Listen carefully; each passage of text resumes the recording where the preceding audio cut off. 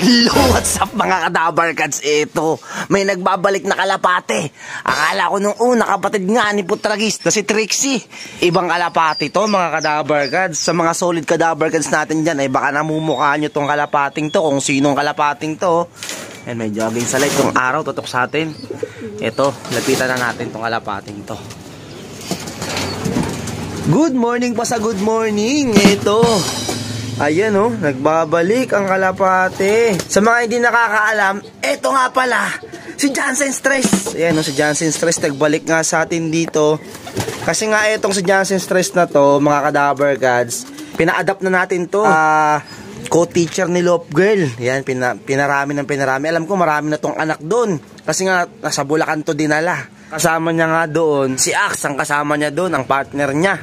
Ewan ko, ba't naisipan niyang bumalik nga dito? Ewan, baka nakawala doon sa pinakakulungan. Napunta nga sa atin dito. Huliin na natin to si Jansen Stress ha. Ayan, sa mga nakakamiss kay Jansen Stress, eto nagbabalik ha. Maraming inakay na sinubuan talaga. Riko Jansen Stress.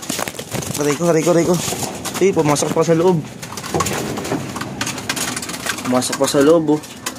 Huli ka. Ay, ang pait mo Jansen Stress ha. Dami niyang kuto. Eh no, sa pakpak ko, daming kuto. Oh, eto, hiwalay muna natin to si Jansen Stress. Eh, baka hanapin sa atin to ang co-teacher nga ni Love Girl. Kaya eto, hiwalay muna natin siya. Mismo yung love natin ha. Oh, pakainin natin to, mukhang nagugutom siya eh. Yan ha, eto si Jansen Stress nagbabalik sa atin. Sa mga hindi nakakilala nga dito, panoorin nyo yung mga dating video nga natin. So, nagulat siya yung mga kalapate natin. Sino kaya yung kalapating to? Siyempre, din na nila to nakikilala, lalo na yung mga bagong sibol na kalapate natin. So, si Big Mom lang nakakilala dito. Big Mom lang yung dati nating kalapate. Oh, eto. Doon ko siya ilalagay ngayon sa quarantine na cage para mapakain natin siya kasi hindi natin alam kung may sakit ba siyang dala, lalong meron pa tayong mga inakay dito na hindi pa nababaksinan. So, ang meron lang mga vaccine talaga dito, yung nilipad nga natin ng South. So, ayun lang, sila pa lang. Kasi nga iniipon ko pa yung mga panglaban natin ng North bago natin sila vaksinan para isang vaccine lang. Jansen Stress, dyan ka muna ah. Oh, kukuha ko ng pagkain mo, papakainin muna kita. Kasi sobrang pait niya nga mga Kadabar Cats. Medyo dumusi nga rin si Jansen Stress nga natin. Ito ka, mukhang na mismong patoka natin eh. Gutom na gutom si Jansen Stress oh. Kain na kain oh. Oh. Oops. At tayo naman syempre eto, magkakaskas na nga tayo ng dumi ng kalapati nga natin. Pero paparondin ko muna yung mga pang-south nga natin para maluwag nga dito. Yan. So paronda muna tayo ng kalapate. Tapos sabay magkiskis na tayo ng dumi. Paronda muna kayo, dumi. Paronda! I-ready ko na rin yung pagkain nila para pagkababa kakain na lang sila. Yan na. Yung umaga to.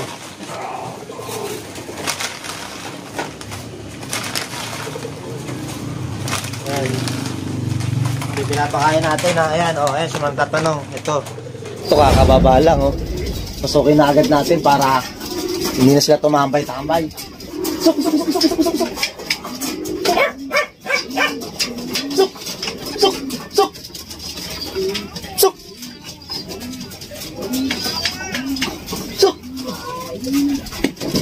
Bilang open naman. Sino kaya yung dumami na ito? Buo. Oh. Buong-buo yung dumi, kala mo Jolene.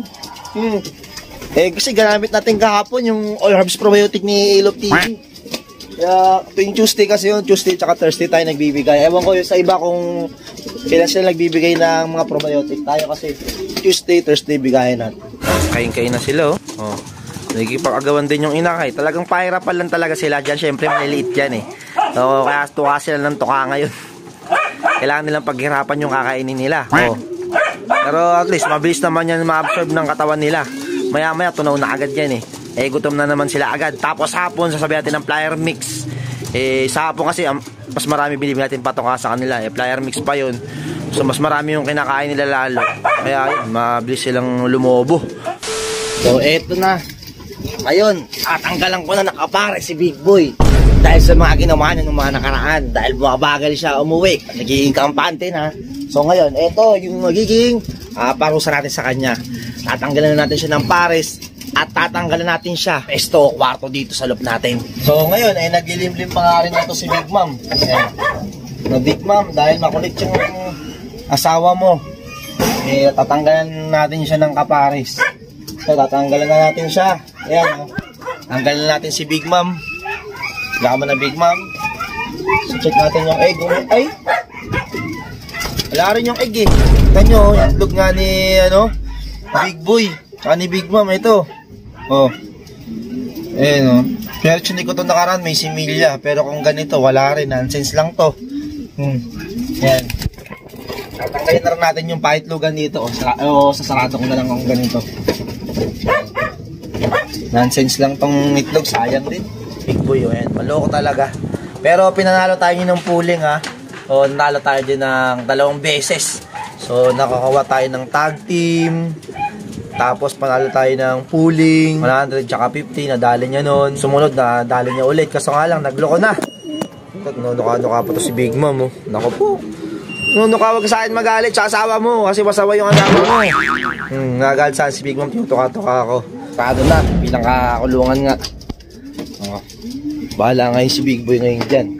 Ungol-ungol siya. Wala na siya ngayong kabaris ngayon, ha? Big Mom, doon ka muna sa baba ulit. Back to base ka naman. So, bagong pasok ulit si Big Mom, oh. Back to normal ulit. Diyan ka na muna ulit, oh. Ito, puro barako pa naman dito. Yan. Pero ito, hinto. Ito nga yung pangyaya natin. Kasi nga lang, simula nung namatay nga yung isang inakay nila, wala tuloy. Hinahabol ngayon talaga siya ngayon ni Darak. Si Darak pa naman kasi, dati niyang kapare siya si Big Mom. Check naman natin dito mga anak nga ni Putragis kung pwede na kuhain. Ito. Medyo malalaki na. Ayan, oh. Kuha tayo ng isa. Ito. O, anak nga ni Putragis. Kamukha ng kapatid ni Putragis na isa ngayon doon nasa loob natin. Puro throwback nilabas. Ayan, oh. Oh.